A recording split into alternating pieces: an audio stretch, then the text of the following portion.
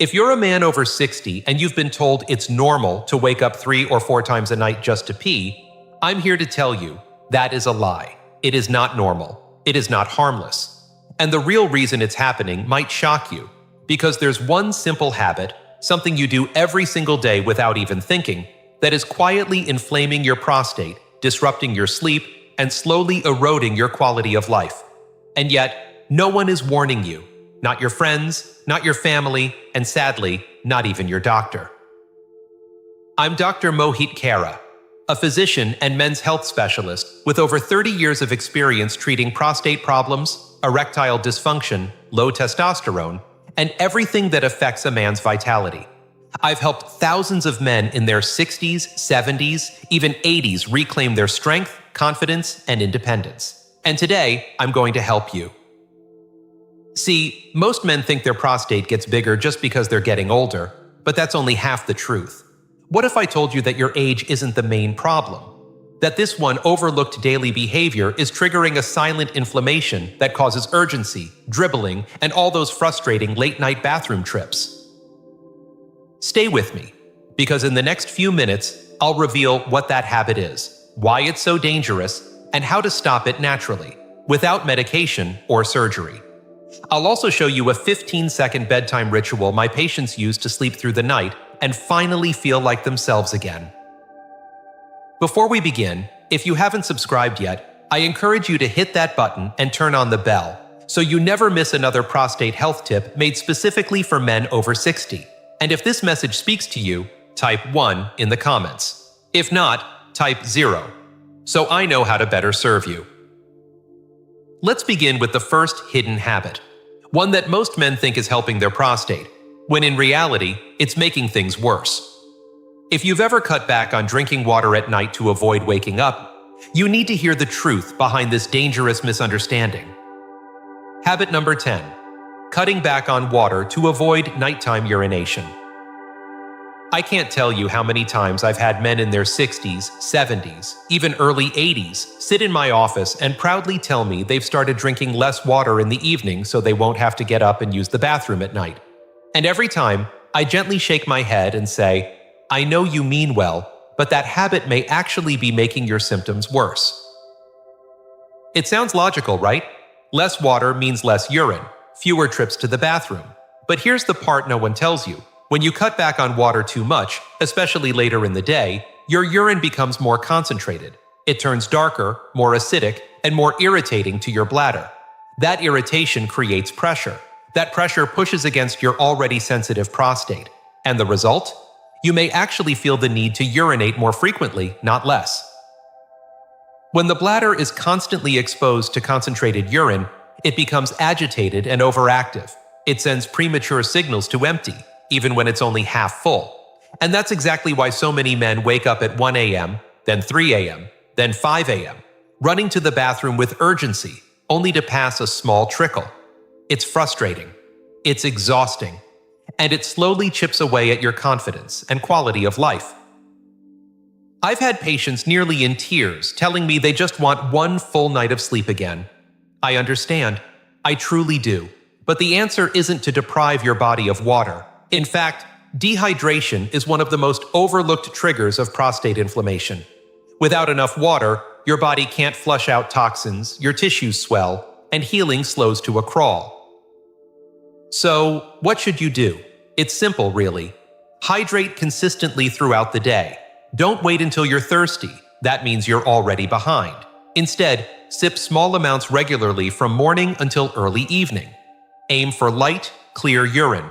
That's your body's way of saying, we're in balance. And if you're worried about drinking too close to bedtime, just taper off water about 90 minutes before sleep, but don't stop altogether. Water isn't the enemy. It's your ally.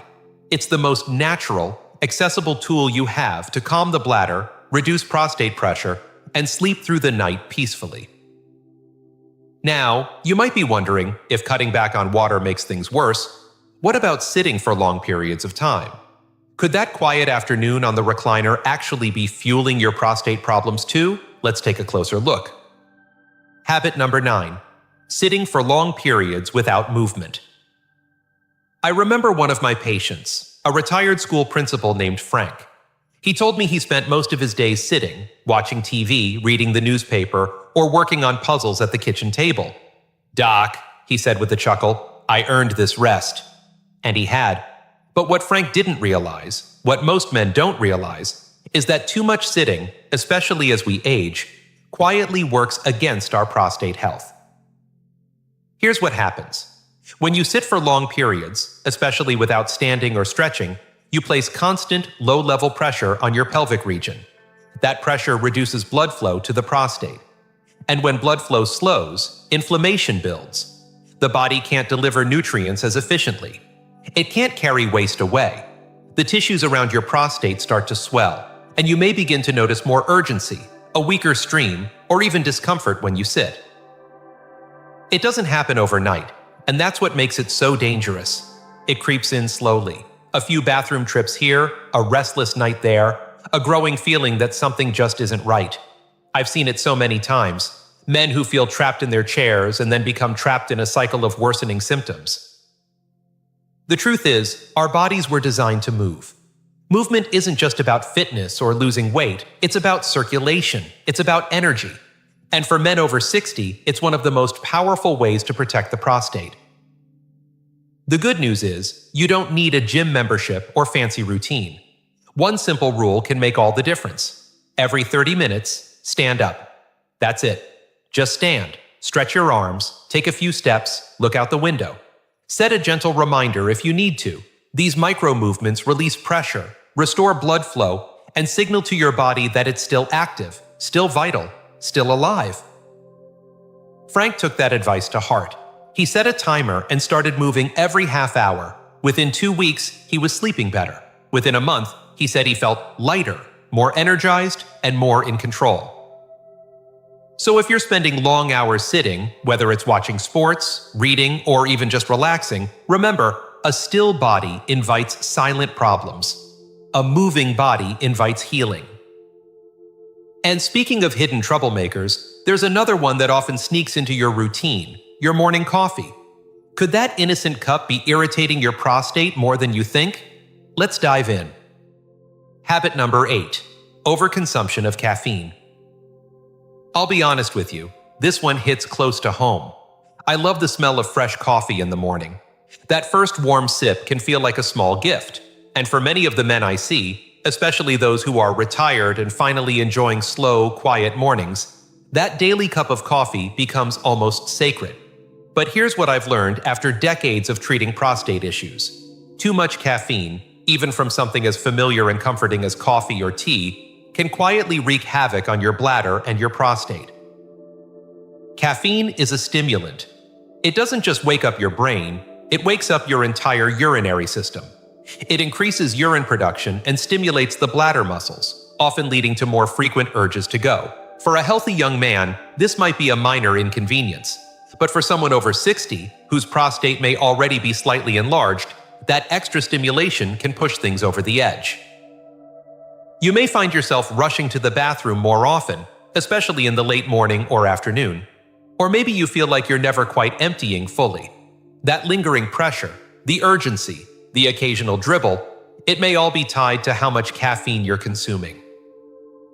One of my patients, Gary, had been drinking coffee in the morning, iced tea in the afternoon, and sometimes a cola in the evening.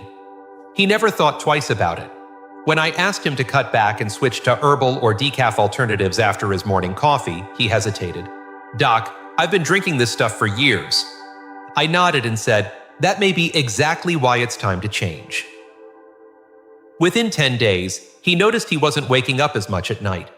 His stream felt stronger, his confidence returned, and to his surprise, he didn't miss the caffeine as much as he thought he would. Now, I'm not saying you have to give it up entirely. I wouldn't ask you to, but moderation matters. That single cup in the morning, enjoy it, but consider stopping there.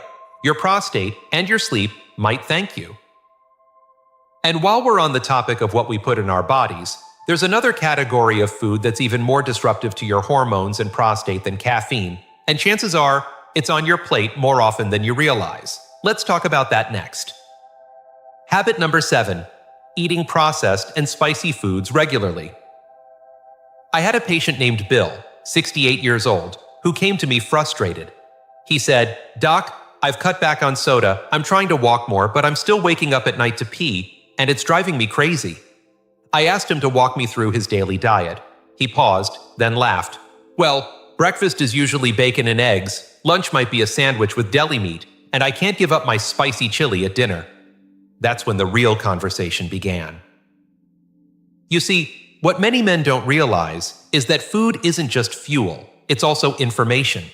Everything you eat sends a message to your body, and highly processed foods, like bacon, sausages, frozen meals, and even packaged snacks, are sending the wrong message to your prostate. These foods are loaded with chemicals, unhealthy fats, and artificial preservatives that increase inflammation throughout the body. When your prostate is already sensitive, these inflammatory signals make things worse. But it's not just processed foods. Spicy foods, especially hot peppers, chili powders, and sauces, can directly irritate the bladder and pelvic nerves. And when those nerves are overstimulated, it can feel like your bladder's full even when it's not. You may find yourself going more often, with less control and more discomfort. The real issue, though, is what these foods do to your hormones.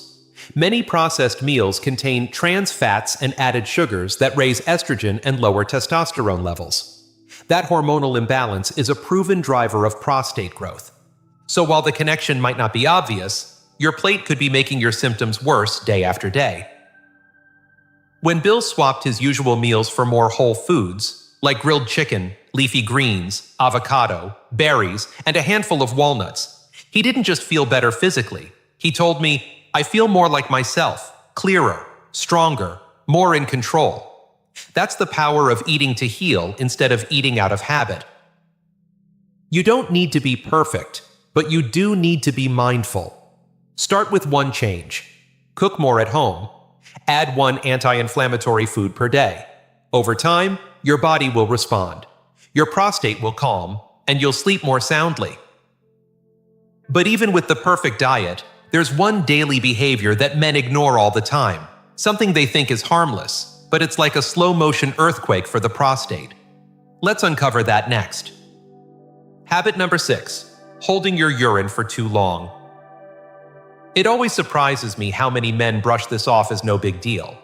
"I was stuck in traffic," or "the game was on, I didn't want to miss the second half," or "I figured I could wait until the next rest stop." I get it, life is busy, but as a doctor who spent over 3 decades treating men's health issues, I can tell you, this seemingly small habit of holding in your urine is one of the most underestimated causes of prostate trouble I see. Let me explain what's really happening. Every time you resist the urge to go, your bladder stretches a bit beyond what it should. It's like blowing up a balloon just a little too much, over and over. That constant stretching creates downward pressure directly onto your prostate, and your prostate, especially after age 60, isn't built to handle that kind of pressure repeatedly. Over time, that pressure irritates the delicate tissues, causes swelling, and can even create tiny injuries to the nerves and muscles that help you urinate properly. That's why men who make a habit of holding it often end up struggling with a weak stream, that incomplete feeling after going, or even increased frequency later on. It's the body's way of sounding the alarm. And there's more. When you delay urination too often, your bladder may not empty completely, leaving behind small amounts of urine. That stagnant urine becomes a breeding ground for bacteria, leading to infections, which only further inflame the prostate and irritate the bladder. I remember one gentleman, Tom, a retired firefighter. He told me he had trained himself to ignore the urge for years, on long shifts during emergencies. It was a badge of discipline, but now, at 67, he was waking up 5 times a night, constantly uncomfortable and frustrated. When I explained the connection, he paused, looked down, and said, "I wish someone had told me this sooner." So here's what I tell every man now. When your body says, go, go. Don't wait. Don't hold it. Your bladder and prostate are a team. When one suffers, the other does too. Listening to your body isn't weakness, it's wisdom. And while we're on the topic of daily damage, there's one habit that's even more destructive than holding your urine. It affects your lungs, your blood, and your prostate all at once. And even if you don't do it yourself, just being near it could be putting your health at risk. Let's talk about that next. Habit number 5, smoking, or even being around smoke. I'll never forget a man named Walter who came into my office a few years ago. He was 72, proud, strong-willed, and had worked construction most of his life. He looked me in the eye and said, "Doc, I quit smoking 10 years ago, but my prostate's still giving me hell." When I asked if he was ever around other smokers, he paused and nodded. "Every Friday night poker game, my buddies light up like it's 1975. What Walter didn't realize is that the prostate is incredibly sensitive to environmental toxins, and cigarette smoke, whether you're inhaling it yourself or just breathing it in secondhand, is one of the most damaging exposures you can face. Each cigarette releases thousands of chemicals, many of which restrict blood flow, decrease oxygen levels, and trigger chronic inflammation throughout the body. That includes your prostate. Over time, these chemicals interfere with the gland's ability to heal and regenerate. Blood vessels that feed the prostate begin to narrow. Tissues become stiff. Immune cells rush in, not to help, but to contain the constant assault, keeping your body in a state of low-grade inflammation. And if you're over 60, your ability to detox from that damage naturally has already slowed. That means even occasional smoke exposure can set your prostate health back significantly. What's more alarming is that long-term exposure to cigarette smoke doesn't just worsen benign prostate enlargement. It can increase your risk of developing more serious conditions, including prostate cancer. This isn't meant to scare you. It's meant to wake you up, because it's never too late to make a change. If you're a smoker, please hear this with compassion. Quitting is hard, but it's also the single greatest gift you can give your prostate, your heart, and your future. Help is out there. Medications, support groups, behavioral therapy. And if you've already quit, that's something to be proud of. But stay alert. Avoid secondhand smoke as much as you possibly can. Your health is still worth protecting. Walter took it seriously. He stopped going to the poker games in person and switched to hosting them at his house, smoke-free. Within weeks, his sleep improved. His nighttime urgency eased. His energy returned. He told me it felt like someone had turned down the volume on his discomfort.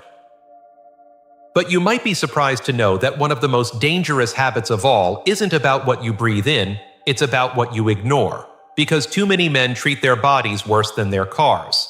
And that's where we're headed next. Habit number 4, skipping yearly prostate checkups. Not long ago, I sat across from a man named Henry.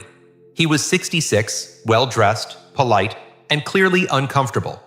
He had been dealing with frequent urination, low energy, and a lingering ache in his lower abdomen for over a year. But this was his first time seeing a urologist. When I asked him why he waited so long, he shrugged and said, "I didn't want to know." Henry isn't alone. A lot of men, strong, intelligent, hard-working men, avoid doctor visits until they can't ignore the symptoms anymore. And I get it. There's fear. There's pride. Sometimes there's embarrassment. But here's what I always say. You take your car in for an oil change every few months, not because it's broken, but to keep it from breaking. Why should your body deserve any less care? The prostate is a tricky organ. When it starts to swell or act up, it often does so quietly. No pain, no obvious warning lights, just subtle changes. A slightly weaker stream, an extra trip to the bathroom, a restless night. By the time it becomes obvious, the problem may already be advanced. But when caught early, many prostate issues, whether it's benign enlargement or even early cancer, can be managed with simple lifestyle changes and non-invasive treatments. That's why annual checkups are so important. A basic physical exam, a PSA blood test, and yes, sometimes a digital rectal exam, can provide life-saving information.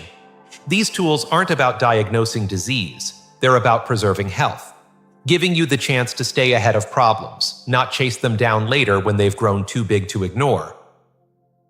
I told Henry exactly that. We ran a few simple tests, and fortunately, we caught his issue early. With a few dietary changes, stress management, and a mild medication, He turned things around within a few months. But he looked at me afterward and said, "I wish I hadn't waited. I could have saved myself a year of worry." So let me ask you, when was the last time you had your prostate checked? Not because something felt wrong, but because you wanted to stay well. If it's been more than a year, schedule that appointment. Your future self will thank you. And while getting checked is essential, what you put on your plate every day plays just as big a role. Because the next habit involves something most of us grew up eating, yet it may be quietly fueling your prostate problems meal after meal. Let's talk about that next. Habit number 3, eating too much red and processed meat. I remember a man named Joe, 70 years old, retired Navy, proud Texan. He came to see me after struggling for months with interrupted sleep, a sluggish urine stream, and a growing discomfort in his lower pelvis. We went over his lifestyle. And when we got to his diet, he chuckled and said, "Doc, I'm a steak guy, always have been. Nothing beats a good ribeye." I smiled, because I hear that a lot. And believe me, I get it. There's something deeply satisfying about a hearty, meat-centered meal. It's part of the culture, the routine, even the reward after a long day. But what most men don't know is that a diet heavy in red and processed meats, things like bacon, sausage, deli cuts, and yes, those thick steaks, can quietly fuel the very inflammation that's making their prostate problems worse. These meats are packed with saturated fats, preservatives, and chemicals that, over time, lead to chronic low-grade inflammation throughout the body. And when your prostate is already enlarged or sensitive, that inflammation acts like gasoline on a fire. It contributes to swelling, hormonal imbalance, and increased urinary symptoms, especially in men whose digestion and metabolism have slowed with age. Beyond that, regular consumption of red and processed meat has been linked in multiple studies to a higher risk of developing more serious prostate conditions, including cancer. I'm not saying this to scare you, I'm saying it because it's preventable. The food you eat every day is one of the most powerful tools you have. It can either fight inflammation or feed it. When I suggested Joe cut back to red meat just once or twice a week and experiment with lean proteins like chicken, fish, beans, and lentils, he wasn't thrilled at first. But after a few weeks, he came back with a different tone. "I didn't realize how heavy I'd been feeling until I stopped," he said. "My stomach's calmer, I'm sleeping better, and I don't miss the meat as much as I thought I would." You don't have to give it up completely. Just bring more balance to your plate. Focus on whole, unprocessed foods, what comes from the earth, not a factory. Your prostate will notice the difference far sooner than you think. Now, while food is a major player in your prostate health, there's another force working against you that isn't in your kitchen. It's sitting just below your belt line. And believe me, what's happening around your waist might be doing more damage than you realize. Let's get into it. Habit number 2, belly fat and obesity. I had a patient once named Leonard. He was 64, soft-spoken, and always tried to keep a good sense of humor, even when his symptoms were frustrating. He sat down in my office and said, "Doc, I know I've put on some weight around the middle, but how much harm can a belly really do?" I looked him in the eye and gently replied, "More than you think, Leonard, especially to your prostate." Excess belly fat isn't just extra weight. It's a metabolically active tissue that sends powerful hormonal and inflammatory signals throughout your body. This kind of fat, especially around the waist, isn't just sitting there quietly. It's working against you. It converts your valuable testosterone into estrogen, which can directly contribute to the growth of prostate tissue. And as estrogen increases and testosterone falls, the prostate begins to enlarge, leading to more frequent urination, weak flow, and that persistent feeling of pressure. But it doesn't stop there. Belly fat also produces chemicals that promote inflammation, strain your cardiovascular system, and make it harder for your body to regulate blood sugar and blood flow, both of which are critical for overall vitality and sexual health. So while it may seem like a cosmetic issue, that expanding waistline can actually signal a deeper internal imbalance. The good news is that you don't need to lose 30 or 40 pounds to see results. Studies show that even a modest 5% reduction in body weight can have a noticeable impact on prostate symptoms, and the path doesn't have to be overwhelming. For Leonard, it started with simple changes: a short walk in the morning, swapping sugary drinks for water, and adding one extra serving of vegetables to dinner each night.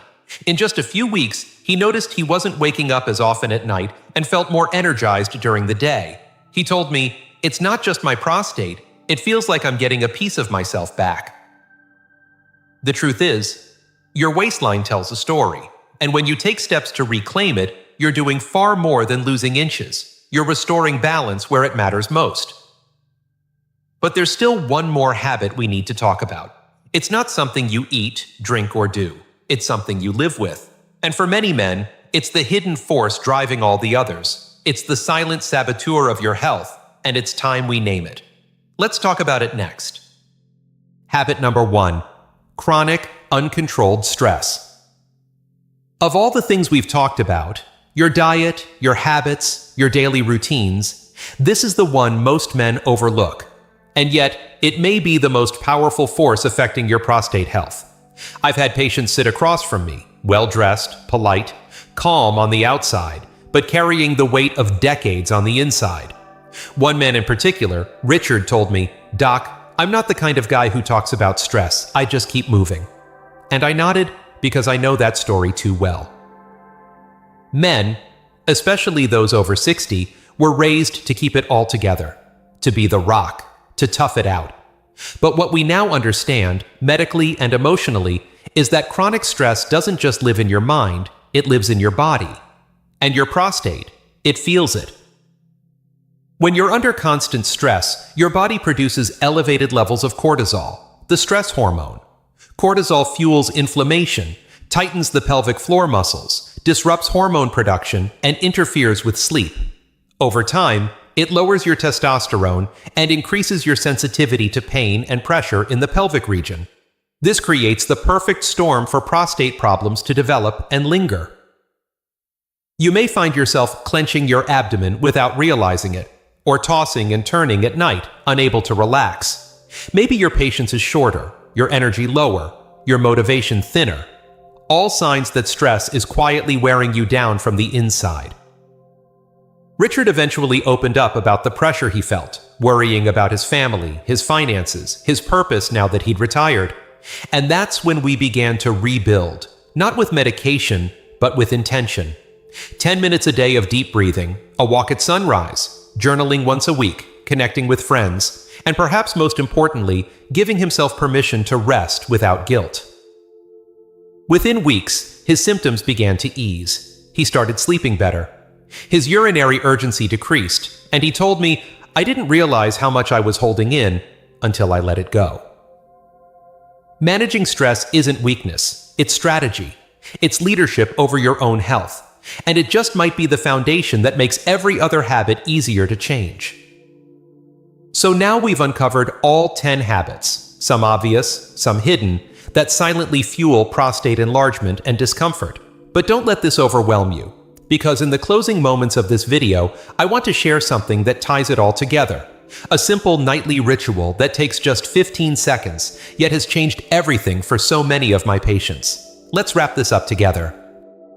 Conclusion: you are not broken. You're just uninformed. Over the years, I've sat across from hundreds of men, just like you, frustrated, exhausted, and silently worried about what's happening to their bodies. Some feel embarrassed, some feel angry, most feel alone. And after hearing their stories, I can tell you this with complete certainty. You are not broken. You're not weak. You're simply operating without the full picture. And now that you have it, everything can change. We've walked through the 10 most common habits that slowly inflame the prostate: cutting back on water, sitting too long, too much caffeine, processed foods, ignoring nature's call, exposure to smoke, skipping checkups, red meat overload, belly fat, and chronic stress.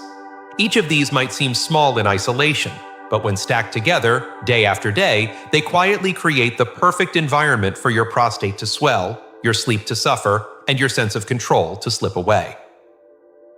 But here's the part I want you to hear louder than anything else I've said. You have the power to reverse course. And it doesn't take radical change. It takes awareness. It takes small, intentional steps, taken consistently. It takes listening to your body instead of overriding it. And it takes treating yourself with the same care and urgency you'd offer to someone you love. You see, most men wait until they hit a wall, until they're waking up 5 times a night, until intimacy starts to fade, until the medication starts stacking up. But what if you didn't wait? What if, starting tonight, you gave your body the tools it's been quietly begging for? One of the most effective tools I've ever given my patients is what I call the 15-second bedtime ritual. It's simple, safe, and backed by the same principles we've talked about today: reducing pressure, calming the nervous system, and supporting the bladder and prostate while you sleep.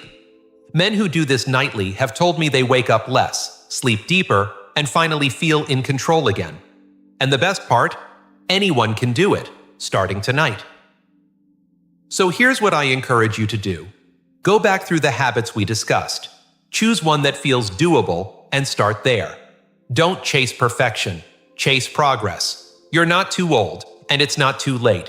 Your prostate is listening. And now, you have a voice that knows what to say. You've made it this far. That tells me you're ready. Let's move forward, together. If this video helped you, even in a small way, please take a moment to like it. It lets me know this content is making a difference.